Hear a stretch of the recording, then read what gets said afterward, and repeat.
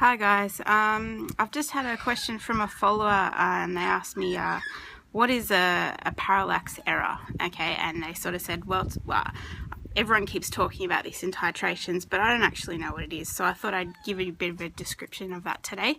I like to think about a parallax error like in real life. It's essentially got to do, like, think about when you're in the car with someone. So I remember when I was a little kid and I used to sit in the car and my mum would be in the driver's seat and I'd be in the passenger seat, and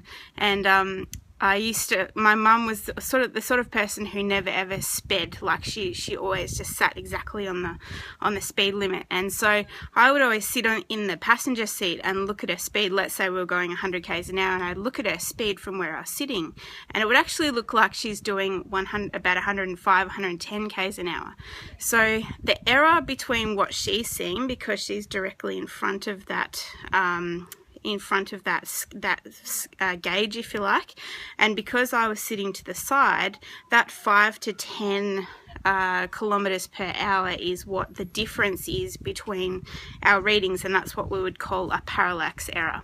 So why is this important in volumetric analysis? Well, think about when you're using your burette is what we're really concerned about. If we're using a burette, and usually, I mean, I'm a short person, so I'm going on what my own experience, if you like. But if you've got a burette in front of you, and you are your solution, you fill up your burette, and your solution starts above your eyes. And when you look up at it, you've got a parallax error because you've got that difference between where it actually is reading and what you're seeing it's reading. So, and then when it actually drains and comes down to your eye level, you'll be able to read it exactly as it should be. So essentially in titration, what you should be doing is, when you're reading the burette, actually pull the burette down off of the table and actually read it, or you could use a stool. It depends on what your safety information is for your school or your university or wherever you are. Some will say use a stool, some will say lift it off the bench. It depends on what is safer, but essentially what you want to be doing is reading the burette at your eye height so that you can read the bottom of the meniscus exactly at your eye height before you start, and then you are reading it at your eye height when you are finished. And so what that means, I mean, the difference between reading it as you should be with the meniscus at your eye height, and if you were looking up at it, you could be looking at a difference of about 0.1, which is really, when you're looking at concordant results, 0.1 is your sort of your maximum error, if you like, between your different titrations. So what you really want to be doing is trying to minimize that parallax error and minimize all that error so that you get as accurate as you possibly can be. Now this word of meniscus, I'll just quickly cover that, because some people find, they hear all these words and they don't know what they are. So while I'm here, I'll tell you about the meniscus as well. So when you have water in a glass container, so if you have it in a glass at home, you're drinking a glass of water, you actually can't very well see the meniscus. And then what the meniscus is it's the curvature of the water. So when you put it into a lot skinnier piece of glassware, what happens is that the water is very attracted to the glass on either side.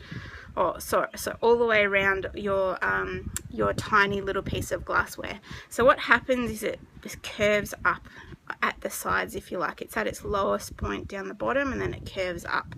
So when you're reading the meniscus, you actually want to be reading it at the bottom of the meniscus, not from the top. So you could potentially read it from anywhere from the top to the bottom, but really what we want to be trying to be doing is reading at the bottom of the meniscus, because that's the most accurate way to do it. There are exceptions to when you would actually do this. So if you're using potassium permanganate, permanganate. It can be, especially if it's quite concentrated, you actually can't see the bottom of the meniscus. So that is one of the exceptions where you would actually use the top of the meniscus as your reading, but whenever possible, always use the bottom of the meniscus.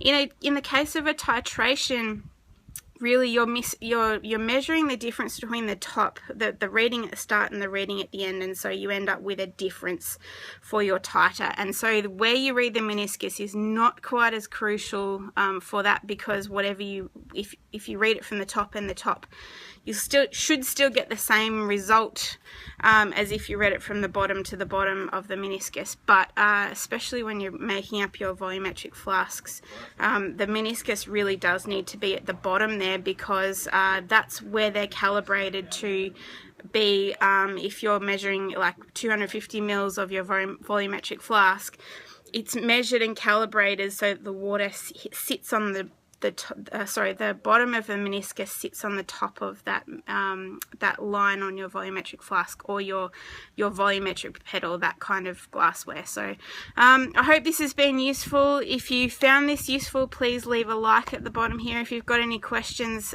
to ask me, please leave them in the comments section. You can also send me a private message if you don't want to leave a comment. If you're interested in anything else I do have a YouTube channel. It's zenofchemistry.com. Sorry, that's my website. zenofchemistry.com is my website.